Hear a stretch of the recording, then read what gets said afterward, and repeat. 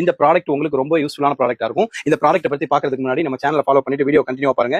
இதுதான் சில்ட்ரன்ஸ்க்காக நம்ம கொண்டு வந்திருக்க சூப்பரான ஆர்கனைசர் இது. இதுல நீங்க உங்களுடைய குழந்தைங்களுடைய டாய்ஸ், ட்ரெஸ் எல்லாத்தையும் ஆர்கனைஸ் பண்ணி வச்சுக்கலாம். இந்த சூப்பரான ஒரு ஜிப் கொடுத்துருக்காங்க.